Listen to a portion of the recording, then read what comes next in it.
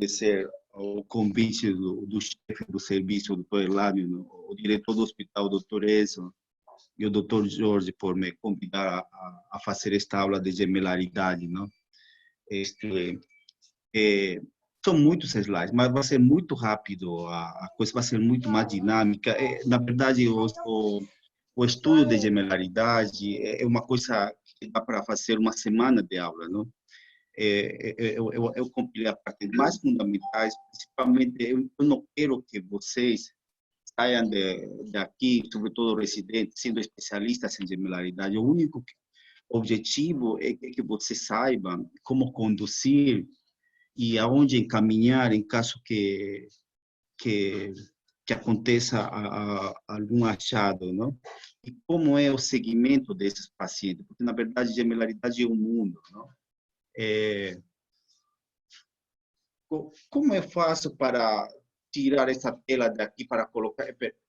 Pronto, tá bom, agora está. A grávida geralmente está preparada fisiologicamente para um feto, não? Nas gestações múltiplas, na gemelaridade é uma gestação múltipla de dois fetos, não? Porque existe gestação múltipla trigemelar, quadrigemelar, não? Nas gestações múltiplas, tem modificações do organismo materno, porque vai fornecer nutrientes e compartilhamento do meio intrauterino de dois fetos, não? Então, vai ter repercussões tanto maternas como fetais, não? As gemelaridades podem ser dicigóticas ou monocigóticas, não? Ele representa mais ou menos de 0,5 a 4% de nascidos vivos, não? E a gestação gemelar é o 97% da gravidez múltipla, não? A incidência varia entre países. No Brasil é de 0,9 a 2,4%.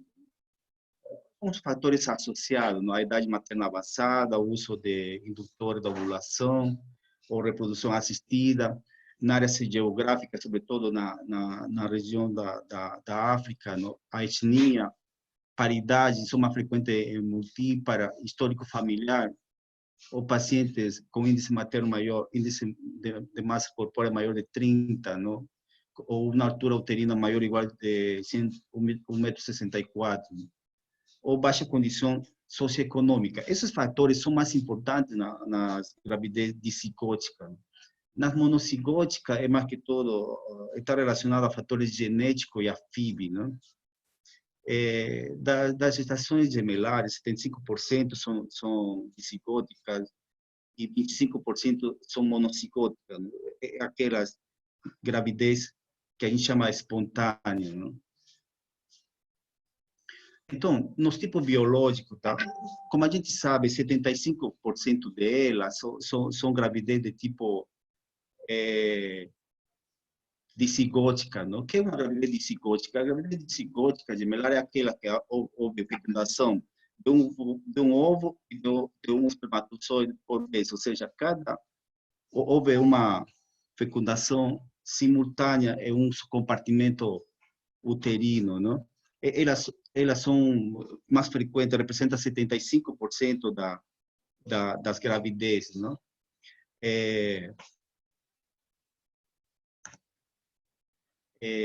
Elas são, geralmente, todas as gravidezes dicigóticas são dicoriônicas diamnióticas, ou seja, elas têm duas placentas, ou seja, é uma gravidez sozinha que compartilham o mesmo espaço intrauterino, não? Porque elas têm, cada feto tem uma placenta e a membrana que separa, não? Agora, as monocigóticas, elas representam 25% das gravidezes gemelares, não? Elas podem ser dicoriônicas diamnióticas, menos frequente, ou 25% das vezes, ou monocoriônica, não? Que são mais frequentes 75% das vezes. Por que se chama monocoriônica? Porque elas compartilham uma só placenta, entende? Ou seja, do ponto de vista clínico, a gente não importa se elas são uma gravidez dicigótica ou monocigótica, o que mais importa de uma gravidez, o que mais interessa do ponto de vista clínico é se essa gravidez é monocoriônica ou dicoriônica, não? É a parte que que mais nos importa do ponto de vista clínico, porque ela tem repercussões clínicas, não? Agora, o que acontece? Uma gravidez monocigótica é aquela que houve fecundação de um espermatozoide com óvulo, não? Esse óvulo, por motivos que a gente não sabe, ela se divide em dois embriões que são geneticamente iguais, não? Então, dependendo do dia da divisão, ela pode ser, quando é antes entre 0 e 4 dias, são gravidez gemelares dicoriônica, não? Diamniótica. Não? De 4 a 8 dias, são aquela gravidez gemelares monocoriônicas diamnióticas. Não? De 8 a 13 dias, são as monocoriônicas monoamnióticas. E maior de 13 dias, são os famosos gêmeos conjugados, ou seja, depende do momento da divisão. Não? Quando mais tempo a chance de complicar essa gravidez maior. Não? Agora, é muito importante a classificação dessa gravidez gemelar dicoriônica, monocoriônica. Ela tem uma sensibilidade muito alta até as 3 semanas e 6 dias, não? Por exemplo, uma gravidez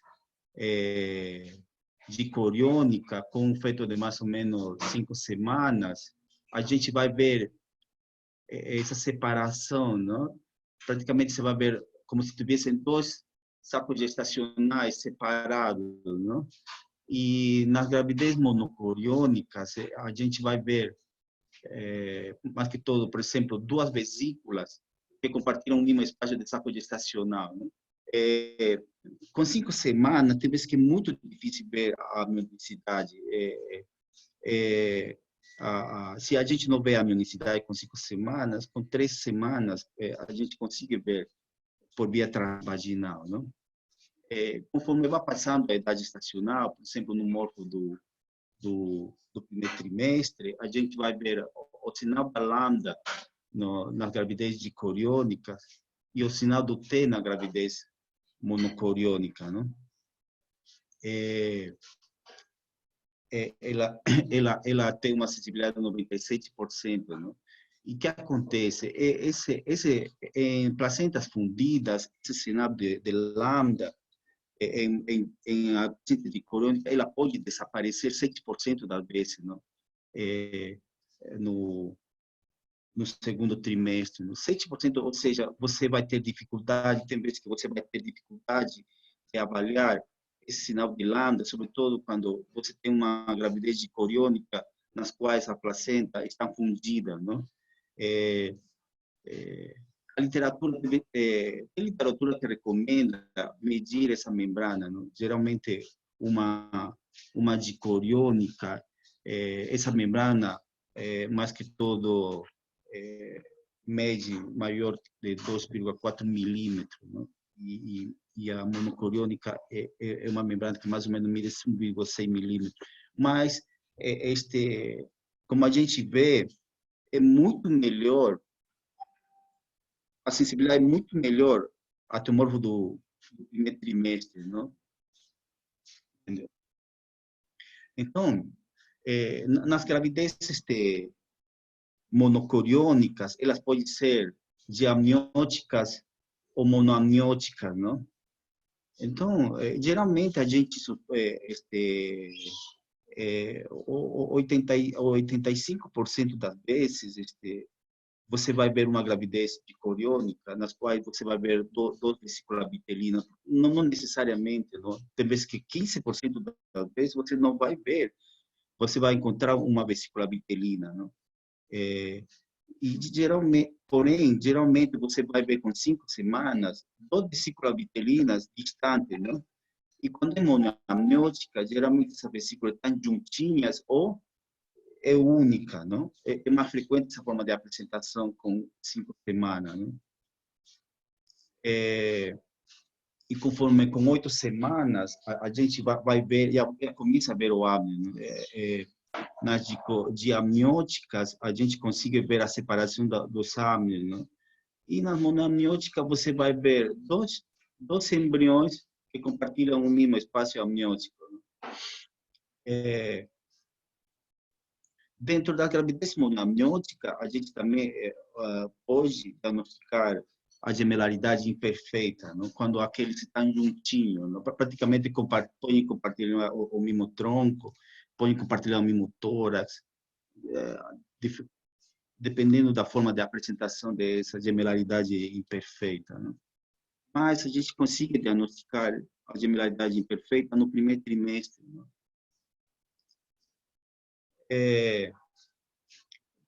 A gente, eu coloquei parte estatística porque é muito importante saber essa parte estatística, né?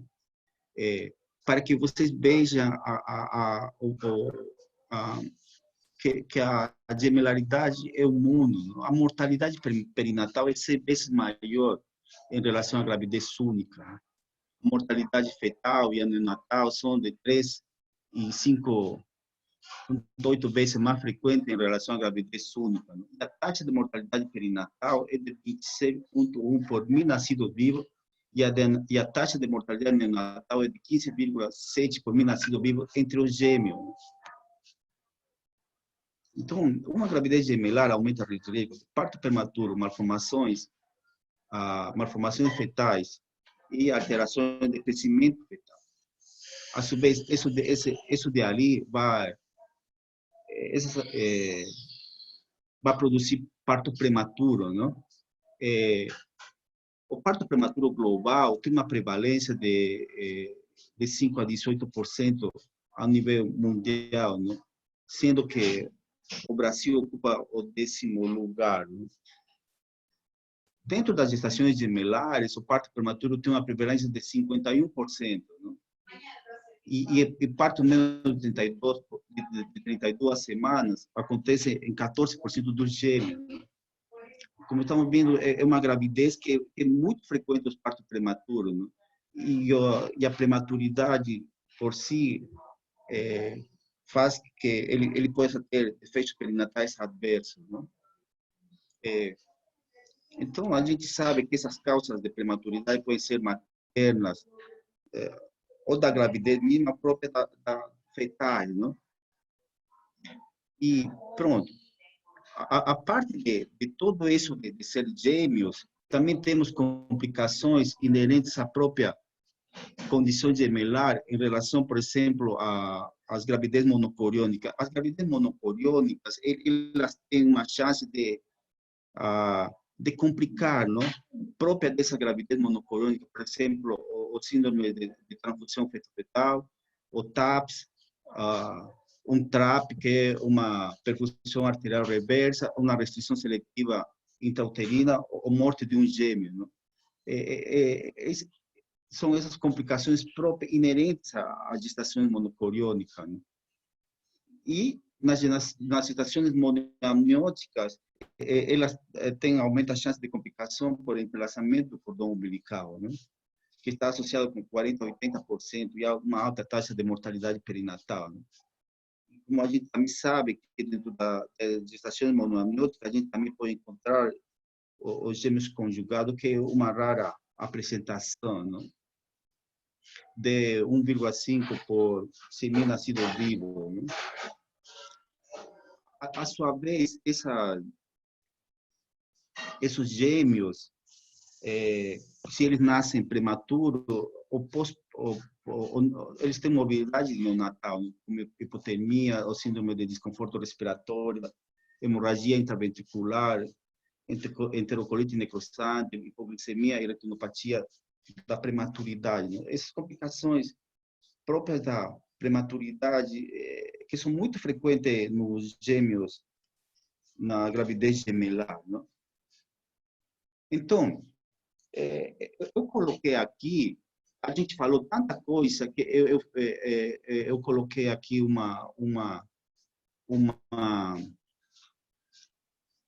resumão, não? Que, por exemplo, o aborto o aborto é mais que todo 10 vezes mais frequente em monocoriônica, no, que em relação a gravidez única, né? E 5 vezes mais frequente em gravidez monocoriônica que em relação a dicoriônica, né? A mortalidade perinatal, como a gente viu, é 6 vezes mais frequente nas monocoriônicas em relação à gravidez única, né? E 2 vezes mais frequente na monocoriônica em relação à dicoriônica. Como a gente vê nessa tabela, a maioria das complicações são mais frequentes na gravidez monocoriônica. Pronto. Outra coisa mais, a USOG recomenda um fluxograma, como você tem que avaliar uma gravidez gemelar, não? Na gravidez gemelares dicoriônicas, a avaliação é mais que todo mensal, não? É por mês.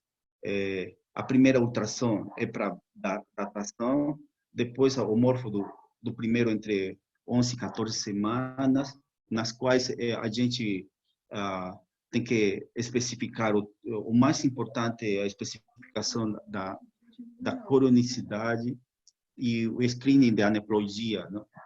E depois a gente começa a avaliação, na verdade, a segunda avaliação, ele recomenda pular do morfo do primeiro para o morfo do segundo, não? E a partir do morfo do segundo para frente, é a avaliação mensal, não? E no morfo do primeiro, do segundo, ele recomenda a avaliação da morfologia fetal, a biometria para ver como esse bebê está crescendo, o líquido, a avaliação do líquido amniótico e o comprimento do colo, não? Para rastreamento de prematuridade nesses fetos. Não? Como a gente sabe, são muito frequentes a prematuridade nesse feto. Não? E depois a avaliação é mensal. Não? Essa avaliação mensal, ela avalia o crescimento fetal, a avaliação do líquido amniótico e o Doppler, não? No serviço, a gente não avalia o Doppler se o crescimento desses fetos está normal. Não se avalia, na gravidez dicoriônica, não tem muito sentido avaliar Doppler se os dois bebês estão tendo um crescimento adequado. Agora, 2019 a 2020. nas gravidez monocoriônica é outro tipo de segmento, não? Eu disse, a senhora não tem algum lugar? Não tem algum argentino, não? Tem alguém aí? Pronto. Então, a avaliação morfo do primeiro, de 11 a 14 semanas, né? E depois se avalia cada 4 semanas, né? Direi cada 2 semanas, né? Ou de 6 semanas a gente já começa a avaliar. Ou de 6 e 18 semanas a gente vai avaliar o crescimento, ver líquido amniótico, maior bolsão e o pé da umbilical. Qual o objetivo de começar a avaliar a partir de 6 semanas, de 2 em 2 semanas?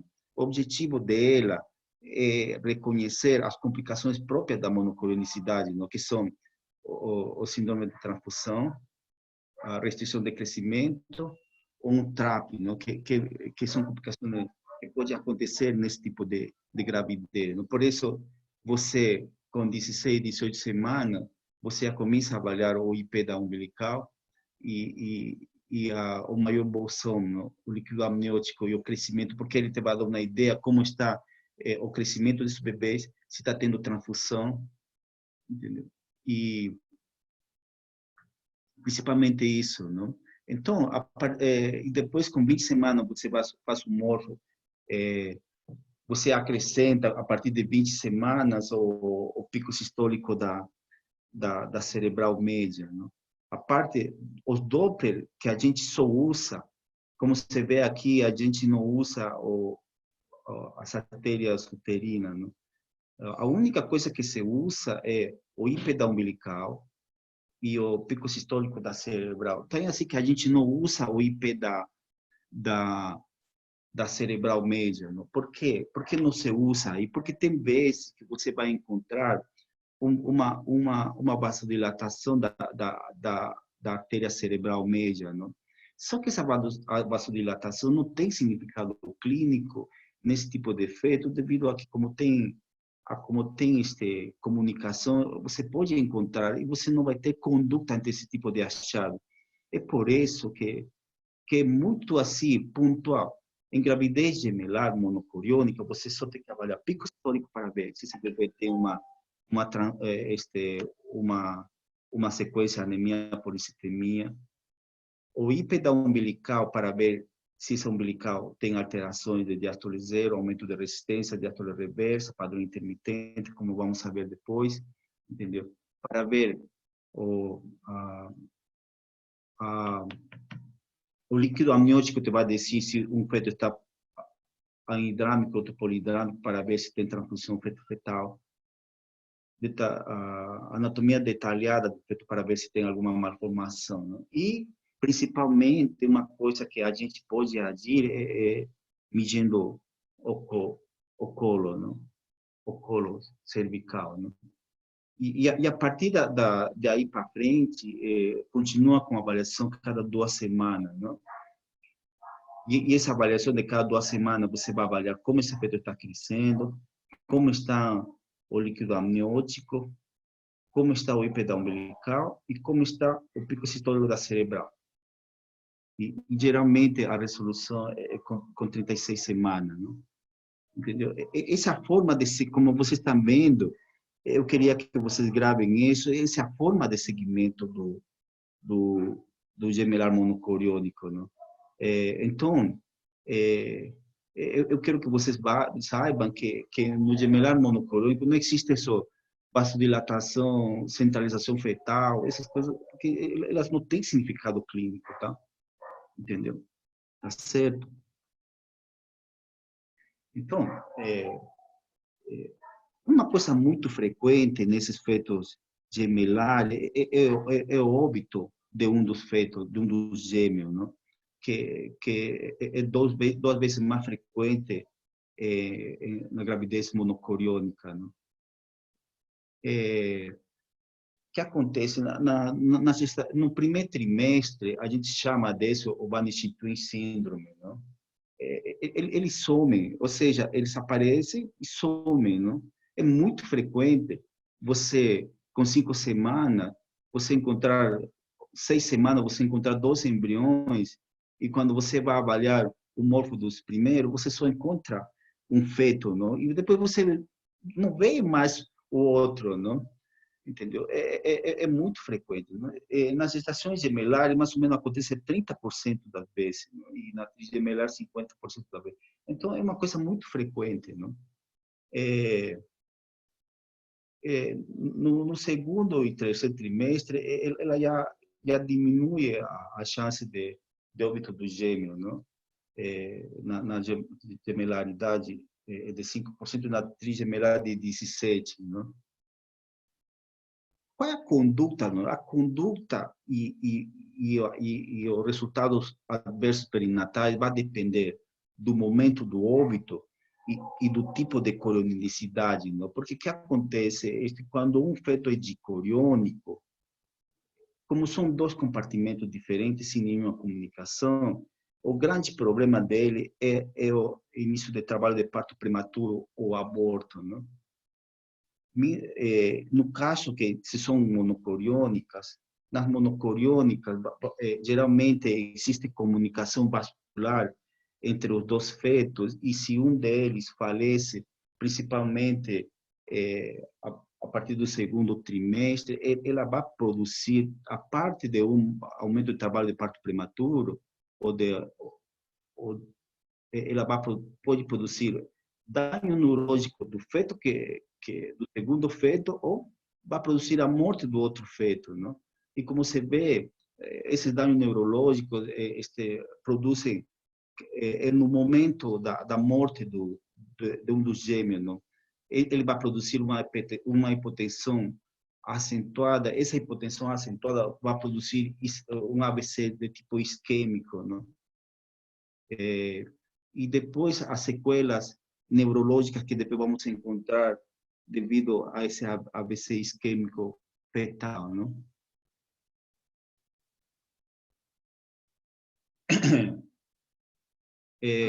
Como se vê, não? O momento do óbito vai depender que vai produzir um aborto ou um parto prematuro, não? Se o óbito acontece com menos de 12 semanas, aumenta o risco de aborto, não? Em 1 a 3 semanas no modo coriônico. Outra coisa a mais, a gente vê que acontece, quando quando acontece a morte com menos de 12 semanas, aparentemente tem ausência de sequela neurológica nos sobreviventes, porém, não é tão verdade isso, porque houve um caso de uma morte de um óbito com menos de 12 semanas, que o feto que estava vivo, ele teve uma encefalomalasa posterior, não? Então, geralmente, não produz sequela neurológica no feto sobrevivente, geralmente, mas não é absoluto isso, não? Quando o óbito de um dos gêmeos acontece no segundo ou terceiro trimestre, aumenta o risco de parto prematuro, não? Isso é verdade, não?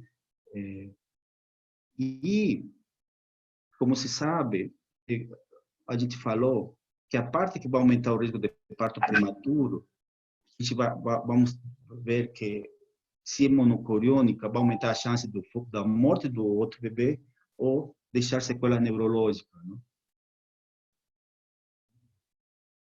Então, a gente vê que a mortalidade do segundo gêmeo vai depender também da cronicidade, não?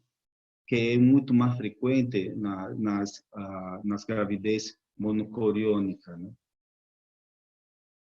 E a parte disso, a gente sabe que pode deixar a sequela neurológica do segundo gêmeo, não?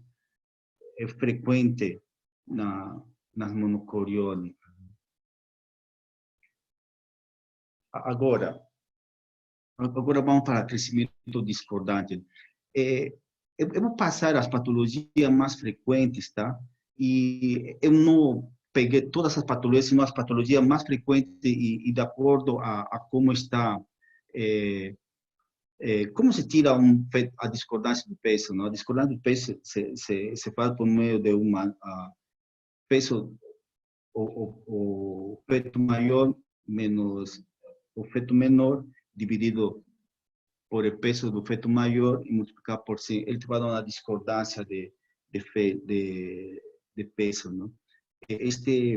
A literatura fala que, na verdade, a gente tem que ter maior cuidado quando tem uma discordância maior de 18%, não?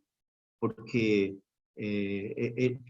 quando os fetos começam a ter uma discordância maior de 18%, aumenta o risco de óbito perinatal e morbidade perinatal composta, não? É mais frequente essa discordância, a gente encontra com maior frequência nas monocoriônicas, né? E elas podem ser de diferentes causas, não podem ser genéticas, por síndrome de transfusão fetal por insuficiência placentária, né? Agora, que a gente que acontece quando essa discordância, agora vamos falar de discordância de CCN, não? A gente viu que a discordância de peso maior de 18 tem importância, porque vai aumentar aumenta a chance de óbito perinatal do feto menor, não? Agora, quando o CCN tem uma discordância de 10%, a gente vê que aumenta a chance de aborto aumenta a chance de parto prematuro em menos de 34 semanas e se vê que tem discrepância de peso no nascimento, não? E também aumenta a chance de que pode ter malformações, não? E em monocoriônicas, quando tem uma discordância de maior de 20% de TN, agora vamos falar de TN, tá? A gente falou de CCN, agora nas monocoriônicas, a gente tem que ter um pouquinho cuidado com respeito às TN. No TN pesada de um dos fetos, se a gente tem uma discordância de TN, ou seja, uma monocoriônica, você encontra um feto com TN normal e outro com TN alterado, não necessariamente se fala de que esse feto com TN alterado aumenta a chance de alteração de aneuploidia, não? Porque se viu que essas discordâncias maior de 20% aumentam a chance de que seja uma apresentação muito precoce de síndrome de transfusão feto-fetal, né? E pior ainda se ela está associada a onda A reversa, né?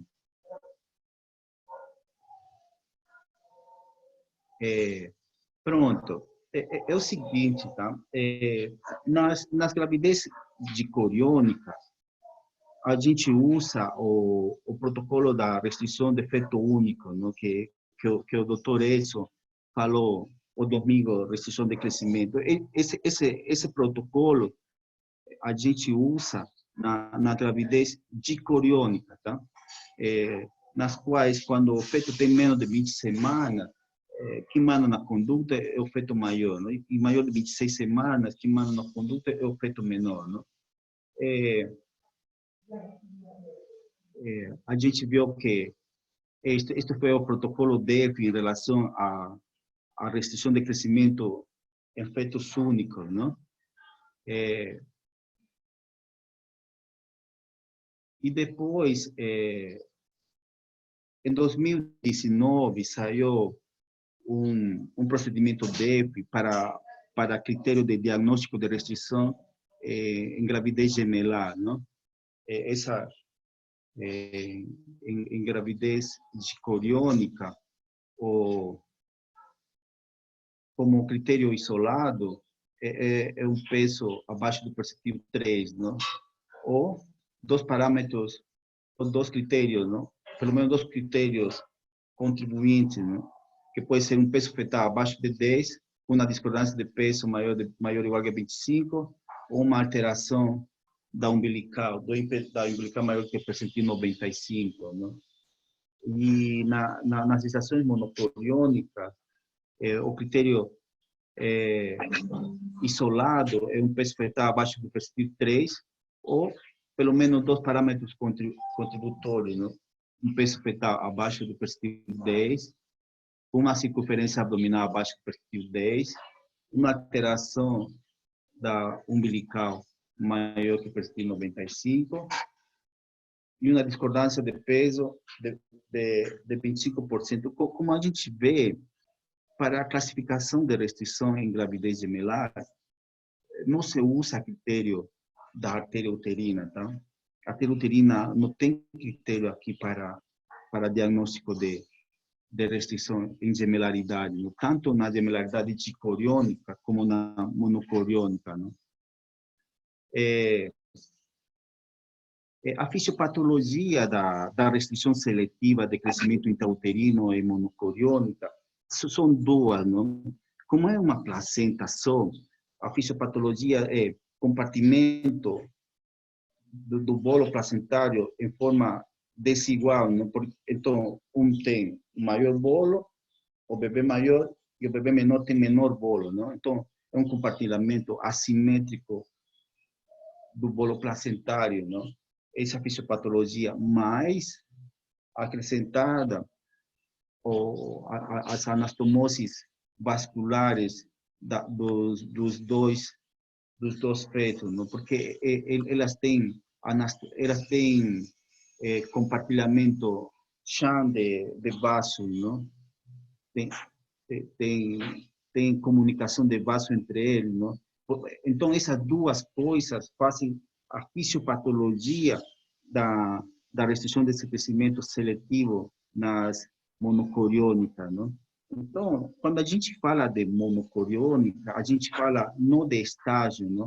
Quando a gente fala de coriônica, se fala restrição estágio 1, estágio 2, estágio 3, estágio 4, estágio 5, não? Quando a gente fala de gravidez monocoriônica, a gente fala de tipo de a gente fala de tipo de eh, eh,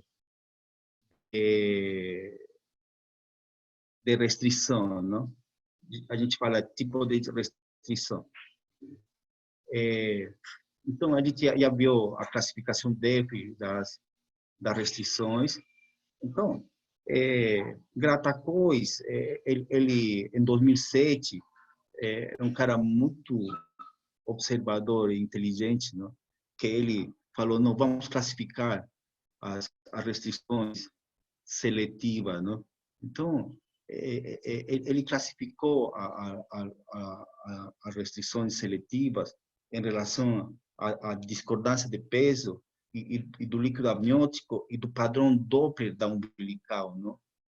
Tem assim que no tipo 1, eles têm discordância de peso, mas a discordância de líquido amniótico é pouca, não existe esse de que existe polidrâmnio e outro ainda, não é pouca discordância de peso de líquido, principalmente discordância de peso, como a gente já viu o critério de restrição, com acrescentado Doppler normal da umbilical, não? Então,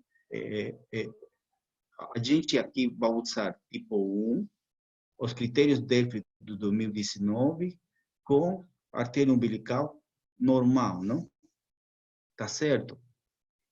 No tipo 2, critério de classificação da restrição de DEF 2019, com Doppler da umbilical do feto menor.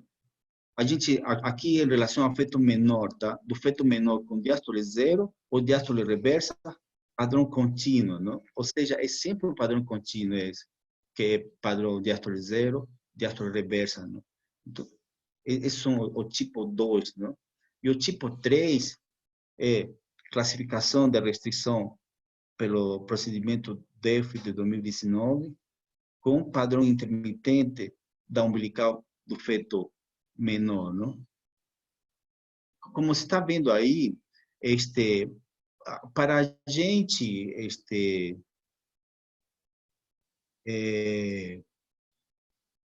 para a gente se recomenda outra coisa mais, em gravidez gemelar monocoriônica se recomenda a avaliação da umbilical na inserção da placenta, tá? Não se recomenda na alça livre do cordão umbilical, devido a que esse padrão intermitente se consegue flagrar muito melhor na inserção placentária, tá?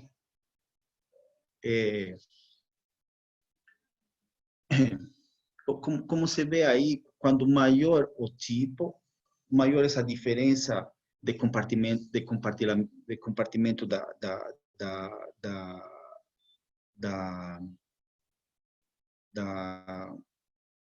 da placenta, não? Maior a diferença, não?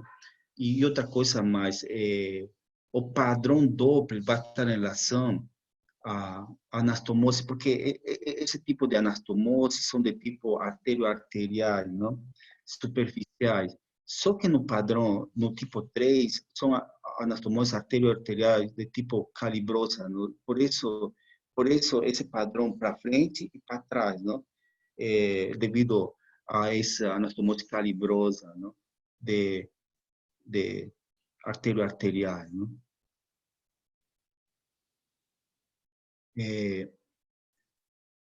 É, dentro dos tipos, a gente vê que o menos grave é o tipo 1, não? Das quais, nas quais, uma revisão de Gratacola de 2007, ele viu que no tipo 1, os óbitos fetais, no tipo 1 é de 3 a 4%, não? E, e alterações do sistema nervoso, desenvolvimento do sistema nervoso é zero, não? Essas alterações a nível do sistema nervoso é zero. Então, E a gente viu que no tipo 2 é muito mais frequente que esses bebês faleçam do nada, não? É, é, é mais que todo de 30% a 50%, não? E no tipo 3, a gente pode encontrar alterações neurológicas ah, no neonato, não? Essa diferença entre o tipo 2 e o tipo 3, porque a conduta é quase igual, só que a gente vê que é, é mais frequente que no tipo 2 que o bebê, você faz o seguimento de um momento ao outro, ao dia seguinte você avalia e você encontra que dos fetos, que um ou ambos fetos faleceu, não? Ou no tipo 3, você vai encontrar, pode ser que no momento do segmento que você vai encontrar que ele vai começar a fazer ventriculomegalia, por encefalia, encefalomalácia, por alterações neurológicas cerebrais, né? Por alterações neurológicas, não? É, que acontece, não? No tipo 1, a conduta expectante, não? Se avalia, geralmente ele recomenda a avaliação cada 15 dias, não? E a resolução de gravidez de 34 a 36 semanas. Acontece no tipo 2, no tipo 3, não tem consenso a nível mundial, não há o consenso do segmento, não? Porém, no serviço, a gente faz este segmento, que eu acho prático, não? Mas podemos discutir outro tipo de segmento nesse aspecto, mas no serviço a gente faz esse segmento no nas quais, não, até 26 semanas, como essas alterações da umbilical, elas não são igual. A gente tem que pensar de outro jeito esse tipo de restrições. Não se tem que pensar por insuficiência placentária, não, se não é por comportamento desigual da placenta e por tipo de anastomose, não, que eles vão ter. Então, esses padrões intermitentes, padrão diástole zero da umbilical, elas não mudam. Não é que, por exemplo, por isso se chamam tipo, não? Porque eles não vão mudar de padrão. Por exemplo, o tipo 2 sempre vai ficar no tipo 2, entendeu? Porque essa fisiopatologia está em relação a uma anatomose arterial que não é calibrosa, não? O de tipo 3 é calibrosa. Então, ele sempre mantém esse mesmo padrão. O que significa isso? Que você não tem sentido estar avaliando essa umbilical.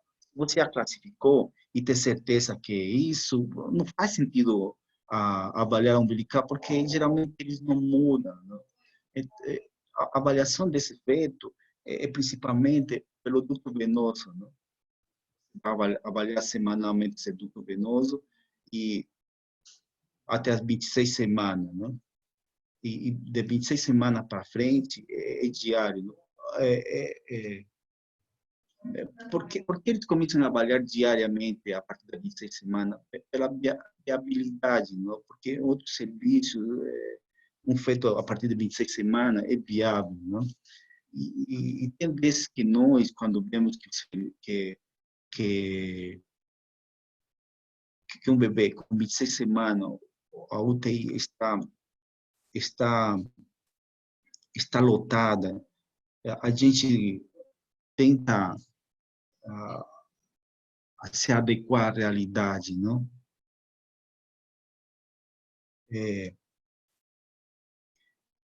Como a gente está falando, a 6 semanas, a avaliação do duto venoso do feto menor é semanal, a partir da 26 para frente é diária, e a resolução da gravidez é com duto venoso onda A reversa ou onda A zero, até as 28 semanas. E de 28 para frente, um IP do duto venoso maior que 1. Porque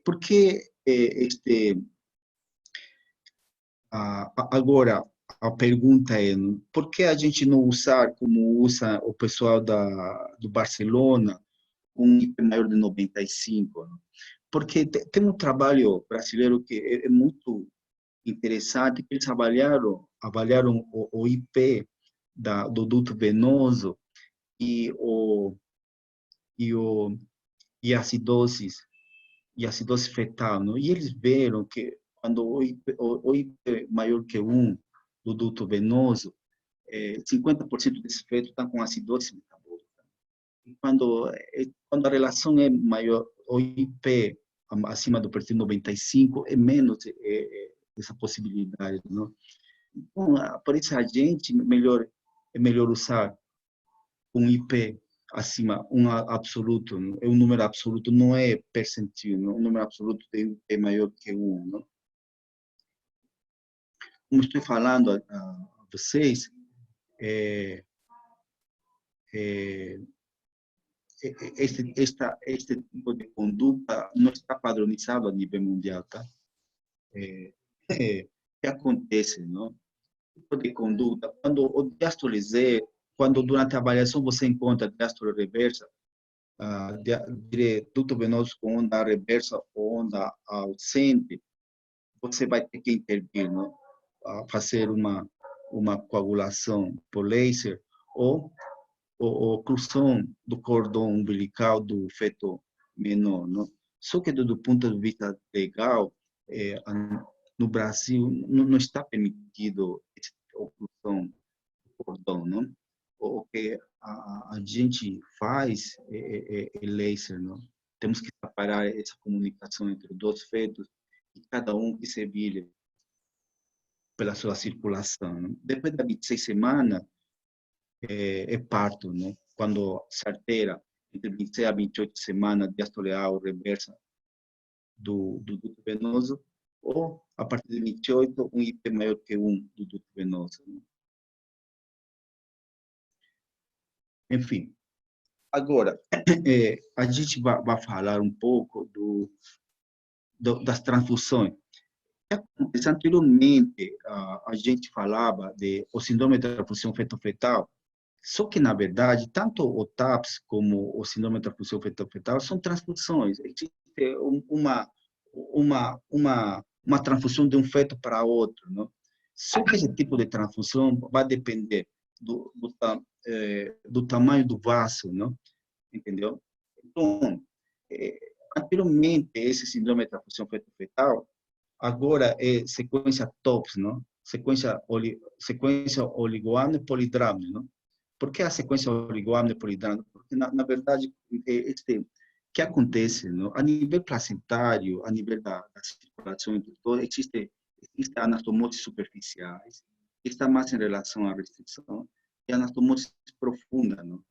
São de tipo arteriovenosa. Esse tipo de arteriovenosa geralmente são unidirecionais, não? E quando o calibre dela é menos de 1 milímetro, então a gente tem aumento de chance de fazer um tipo de transfusão que chama sequência anemia polistemia, ou TAPS, não? Quando é maior que 1, essa anastomose profunda, de tipo arteriovenosa, a gente vai ter maior chance de ter um síndrome que anteriormente se chamava síndrome de transfusão fetal, e que agora é conhecida como sequência oligoamne polidramne, não? Então, como se vê aqui, cerca de 90% das gestações monocoriônicas apresentam anatomose vascular entre a circulação fetal, porém, com pouca influência sobre o desenvolvimento dos conceitos, não? A gente já falou desse tipo, as circulações, as anatomoses arteriovenosas, que são profundas, elas são unidirecionais. Aí se vê que a gente pode ver esse ganho de volume, não? Esse ganho de volume se pode ver. Que se vê aqui, tá? Em pacientes com STT, a gente vê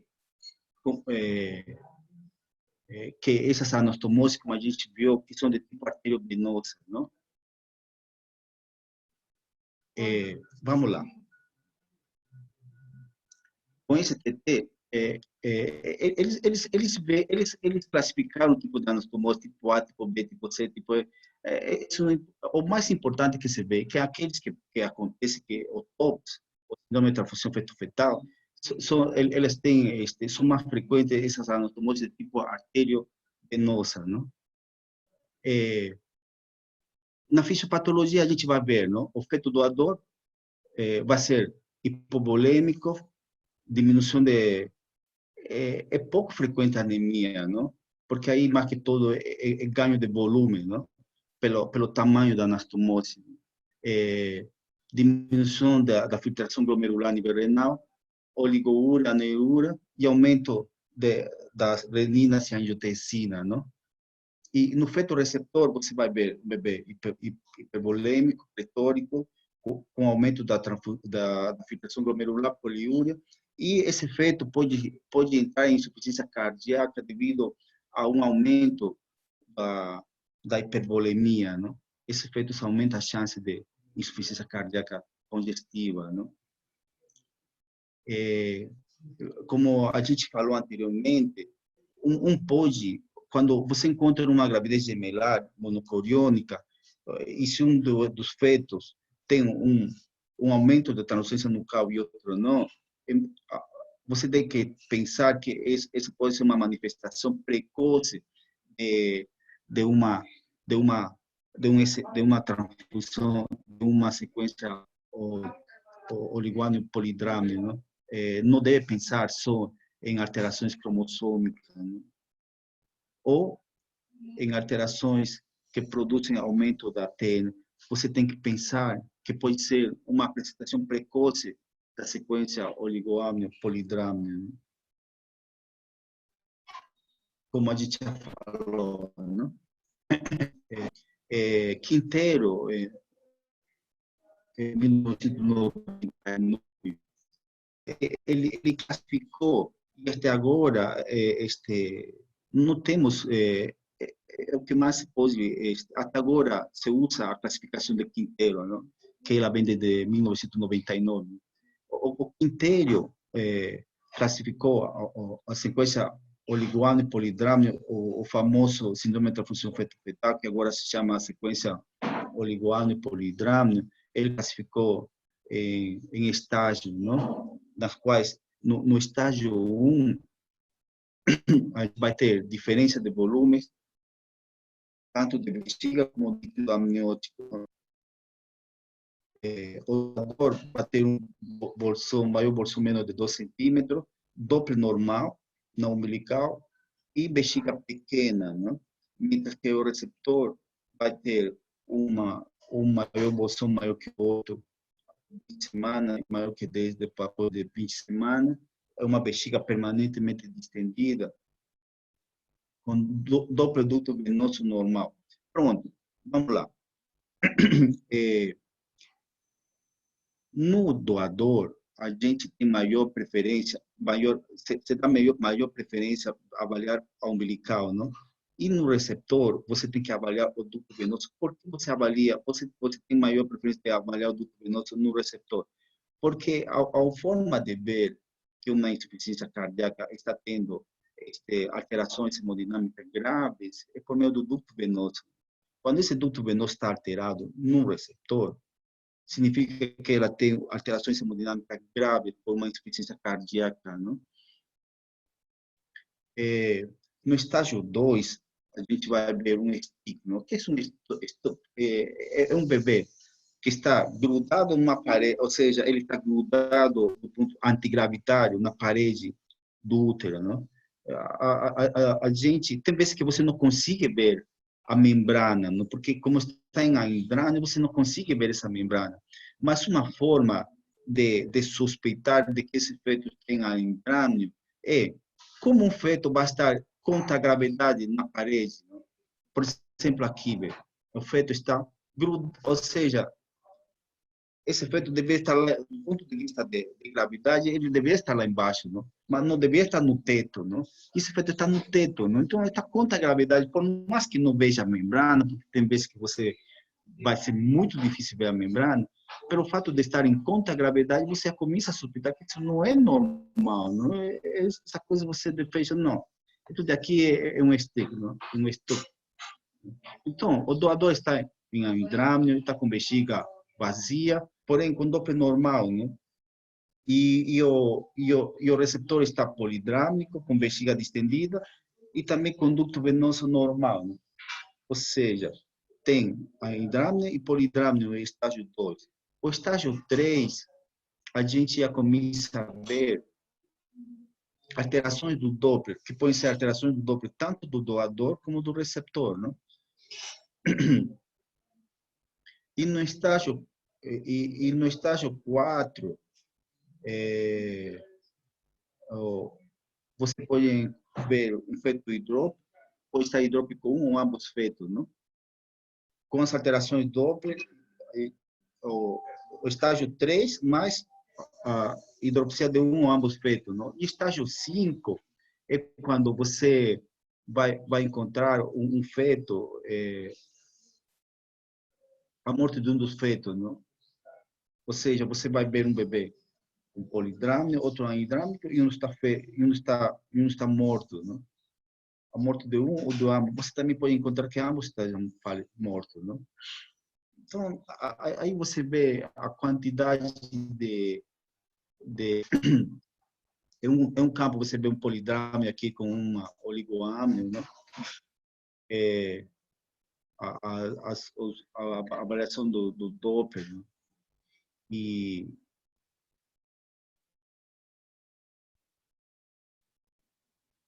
por exemplo, aqui, não? Você vai encontrar um polidrâmio, não? Um bebê polidrâmico e o bebê com uma anhidramnia, não? Você está vendo aqui essa membrana como ela fica grudadinha, não?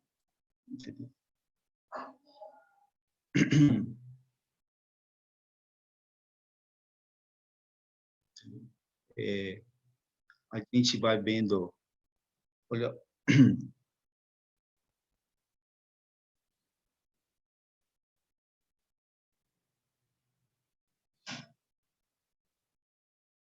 um baita polidrâmio, não? A gente chama de um polidrâmio com outro feto anhidrâmico, não? E a gente pode ver alterações Doppler tanto do duto venoso do receptor como as alterações da umbilical do grupo do doador, não? Aqui está vendo a umbilical do doador diastolizeiro e o receptor está no duto venoso onda ausente, não? Que acontece, não? Que acontece quando você deixa, você tem condutas que você pode fazer uma conduta excitante, pode fazer uma, você pode fazer uma conduta expectante, ou pode fazer uma conduta de tipo ativa, não? Quando a gente faz uma conduta expectante, a gente vê que você pode ter 70% de óbito fetal, com 30% de dano neurológico. Se a sequência oligoamnion polidrâmio grave, aumenta a chance de óbito e de dano neurológico, não? Tá? As condutas ativas, elas podem ser amniodrenagem seriada, citostomia, ou ablação com laser do vaso placentário. O que acontece, não? De acordo ao estudo Cochrane, o tratamento é laser, não? Eu esqueci de falar, não? O estágio 1, com colo normal, a conduta é expectante, não? Até 26 semanas. Depois das 26 semanas, você vai avaliar se vai fazer uma amniodrenagem, porque não necessariamente a amniodrenagem é ruim, não? Por exemplo, um feto em estágio 1, maior de 26 semanas, com colo normal, ou maior de 26 semanas, independente do colo, você pode fazer uma ativa usando uma amniodrenagem, não? Entendeu? No estágio 1, um colo curto, o câncer, né? E do estágio 2 para frente, o tratamento de laser, não? Antes da 26 semanas, né? E depois da 26 semanas, a gente vai avaliando a estabilidade hemodinâmica do feto, não? Então, anteriormente, se usava a cetostomia, que aí não se usa. A angiodrenagem é um bom procedimento na hora certa. Por exemplo, é um bom procedimento quando você, por exemplo, um feto está no estágio 2 e você não tem um centro que faça este laser, você pode fazer até encaminhando. Graças a Deus que a gente começou a fazer procedimento laser aqui, né? Então, este é o tratamento de eleição, não? É o tratamento de escolha, o laser, não? Como se vê aqui, não? Como se vê aqui, não? Quando a gente faz amniodrenagem, aumenta a chance de sequela neurológica, não? E o tratamento de eleição, sem dúvida, é o laser, não? Que acontece com laser, você vai diminuir a sequela neurológica, que vai diminuir a sequela neurológica do feto, né?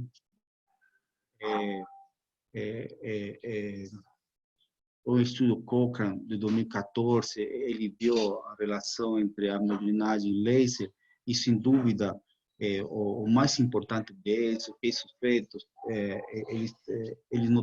o dano neurológico é muito significativo quando a gente usa laser, não?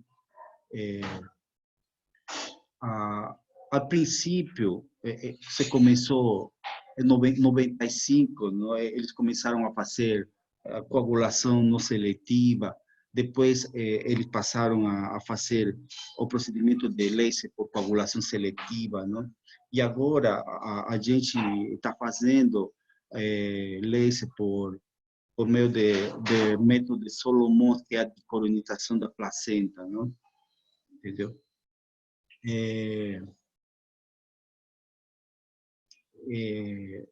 Quando começaram a fazer as coagulações seletivas, a gente via as anastomoses e ia queimava nesses pontos seletivos, não? Só que fazer isso você queimava nesses vasos, não? Você só queimava essas anastomoses. Aqui está uma anastomose arteriovenosa de tipo profunda, não? E aí queimava essas anastomoses, não? Que acontece com ela, não? Quando você comparava o procedimento seletivo com o não seletivo, você via que o dano neurológico no seletivo era menor e a sobrevida era melhor também, não? Só que tinha algumas coisas que algumas coisas que a gente viu, não? Quando você usava o método ali, você encontrava como complicação do procedimento a sequência anemia polistemia em até 13% das vezes, não? Ou uma persistência ou inversão da sequência oligoamine polidrano em 14%, não? Então, é por isso que o procedimento seletivo se fez para o procedimento de Solomon, não? Então, uma das complicações do procedimento seletivo era o TAPS, não? A sequência anemia, polistemia, ou a persistência ou inversão do TOPS, não? É por isso que agora se usa um procedimento que se chama o decolonização, não? Decolonização da placenta, não? o método laser de colonização da placenta, que é o Solomon, né? O procedimento de Solomon, né? Que você faz do seguinte modo, né? Você faz primeiro você vai selecionar, coagular a anatomose, depois de coagular a anatomose, você vai desde um extremo da membrana para outro extremo, juntando pontas, não?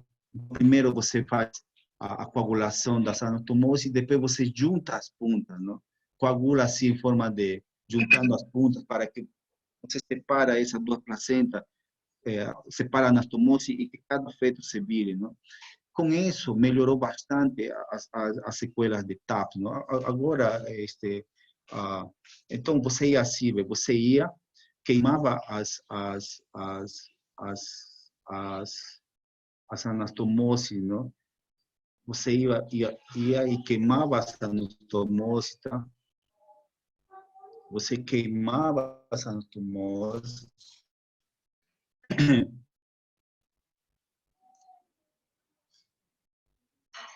Ele está você vai na linha meridional e você vai pulando as anatomoses de tipo arteriovenosa, não? Entendeu?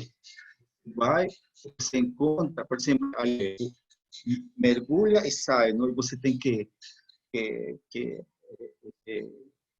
coagular ali, não?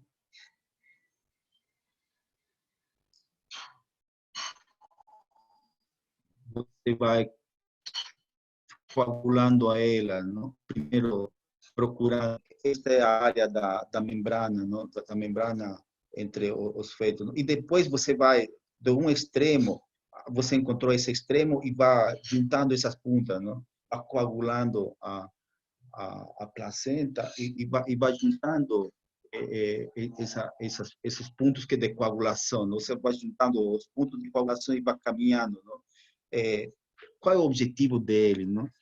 Tem vezes que você não consegue ver essa anatomose pequena, não? Como você não consegue ver essa anatomose pequena, então você faz,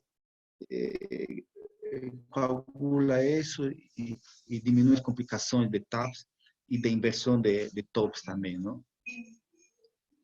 Então, a gente viu que esse tipo de procedimento tem melhor sobrevida dos fetos, tanto de um do outro, e com menos sequela neurológica, não? Agora, outro tipo de transfusão é a sequência anemia por sistemia. Como falei, esse tipo de sequência é aquela que tem anatomose arteriovenosa de vaso muito pequeno, não? Menos de 1 milímetro de diâmetro, não? A gente consegue diferenciar quando o pico sistólico de um dos fetos está aumentado, outro placenta espessada, não? E a gente vê aqui que essas anatomoses são muito assim pequenas que tem vezes que você não consegue ver, não? Porque são anatomoses muito pequenas, não? A gente e a gente consegue ver aqui essa diferença de placenta, não? Com anatomose menor, não? E quando o bebê nasce, eles nascem desse jeito, não? Um nasce bem corado, outro nasce um pouco descorado, não? Em 2010, aconteceu a primeira classificação de TAPs, eles classificavam estágio 1, quando o pico sistólico do doador era maior que 1,5 e o receptor menos que 1. O estágio 2, quando o pico sistólico do doador era maior que 1,7 e o receptor menos de 0,8. E o estágio 3 é aquele estágio na qual vai ter alteração Doppler, não? Alteração Doppler do doador, não? Que pode ter a alteração do umbilical, alteração do ducto venoso ou alterações da pulsatibilidade da via umbilical, não? Estágio 4 é quando um deles, principalmente o doador, está hidrópico, não? Por que o doador fica hidrópico? Porque como um bebê fica o doador fica hidrópico porque fica com uma anemia grave, e essa anemia grave vai produzir hidroxia do doador, não? E o estágio 5 é quando tem o óbito de um ou de ambos gêmeos, não?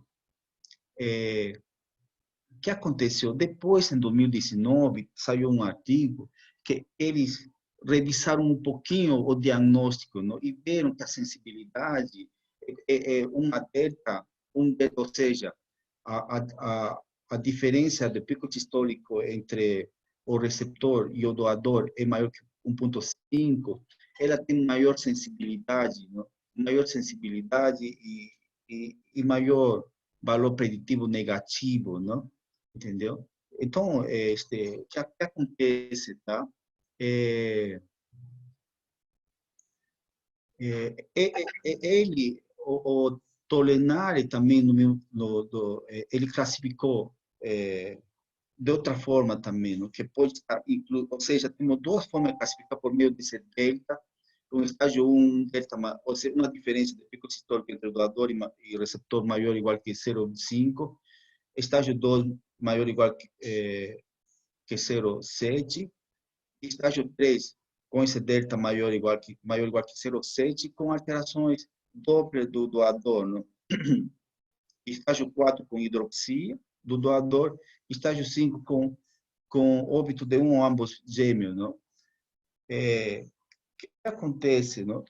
O ano passado, devido a isso, houve um procedimento débil, um consenso para a definição de TAPS, não? E a definição de TAPS você pode fazer por meio do pico sistólico do doador maior que igual a 1,5 e o receptor menor ou igual que 0,8 múltiplo da mediana, ou um delta maior ou igual que 0,5. Ou seja, você pode, esse consenso do ano passado, de 2019, ele fez que você vá pegar um ou outro critério para diagnosticar TAPS, tá? E em 2016, a conduta, até agora não mudou muita coisa em relação desta conduta, em relação qual é a conduta quando você encontra gemelares monocoriônicos com TAPS, não? Quando é menos de 26 semanas, se está em estágio 1, a conduta é expectante, não? Maior de 2 semanas, você a conduta é laser, não? De 28 a 32 semanas, quando está no estágio 1, continua com conduta expectante, não? Se está no estágio 2, se não progressa, continua expectante. Se tem progressão, você pode fazer uma transfusão intrauterina, não? Ou no estágio 3, você faz uma transfusão intrauterina. Mas eles recomendam fazer essa transfusão com eu esqueci o nome do procedimento, mas enfim, é transfusão, tá? Quando é mais de 32 semanas, se continua no estágio 1, a conduta continua expectante, não?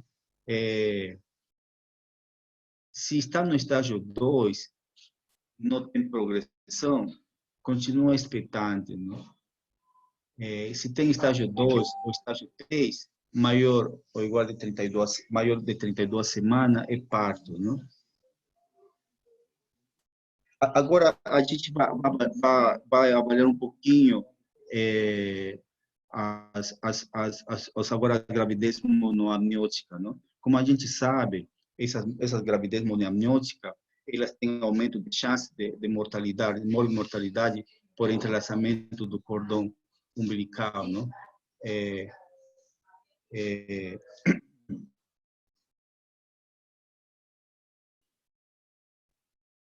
é, as monoamnióticas, ela tem um óbito perinatal mais ou menos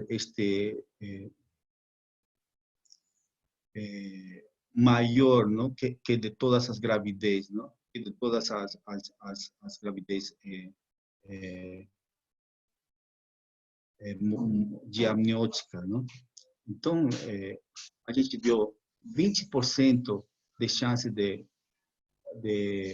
óbito perinatal maior de 23 semanas. Então, é por isso que a conduta dele é diferente, não?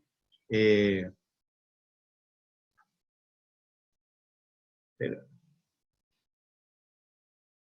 por isso que devido a... Em 2014, se fez este estudo e ele se recomendou que mais ou menos a resolução, o ponto de corte entre o risco de complicações pós-natal e o risco de morte fetal intrauterina, mais ou menos de 32 semanas e 4 dias, mais ou menos, não? Então, o ponto de corte desse feto é 32 semanas, não? Esse é o ponto de corte que a gente vê geralmente, não? Por isso, esse feto geralmente se recomenda a resolução entre 32 e 34 semanas, não? Porém, é muito mais recomendável a resolução com 32 semanas, não?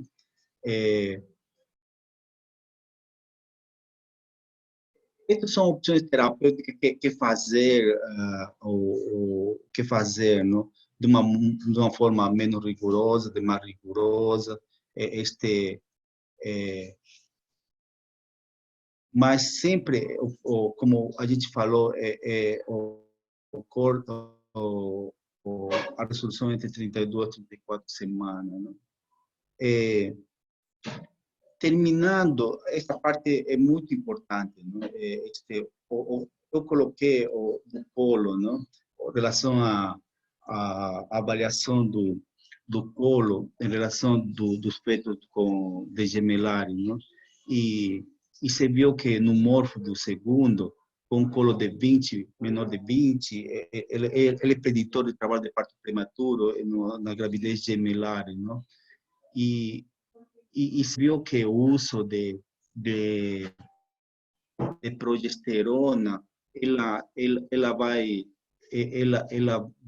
vai melhorar os desfechos perinatais, não? Só que a gente tem que ter em conta uma coisa, não? Que a progesterona, colo de menos de 10 milímetros, ela não tem muita ação, não? E outra coisa mais, que em gravidez gemelar, como a gente vê aqui, usando 400 miligramas, ela tem melhor efeito que usando 200 miligramas, né?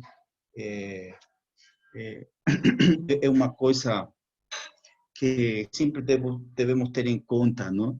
Em menos de 10 milímetros de colo, a progesterona, a gente tem que avaliar, não?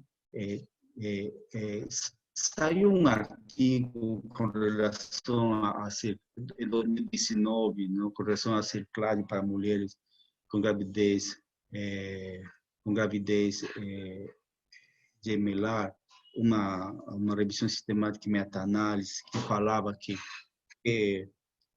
usando cerclagem, nas quais o colo está menos de 15 milímetros ou uma dilatação maior de 10 milímetros de colo, é benéfico o uso de cerclagem para melhorar o desfecho perinatal, não? Porém, saiu outro artigo que fala que não, entendeu? Então, ante esse tipo de coisa, quando não tem consenso, o bom senso tem que prevalecer, não? É, como a gente já sabe,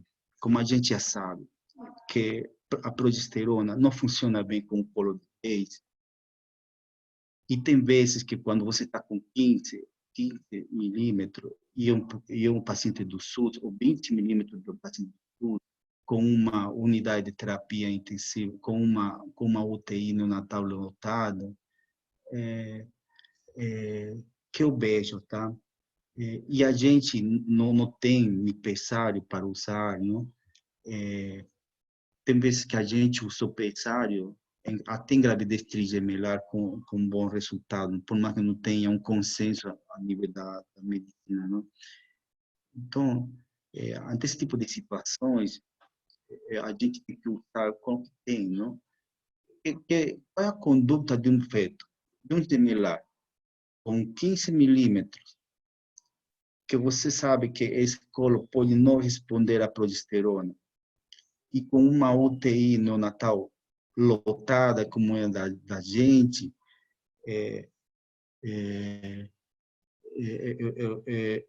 geralmente eu oriento, eu aconselho uma conduta ativa, não? Geralmente os resultados são bons, estudados até agora, só para analisar, depois a gente analisa dados, mas enfim, terminou a conversa, quero agradecer por sua paciência para mim, tá? Quero agradecer verdadeiramente a paciência que vocês tiveram e alguma pergunta, se não, quero agradecer a doutor Erlano, ao doutor Edson e ao doutor Jorge por me dar essa amabilidade de expor este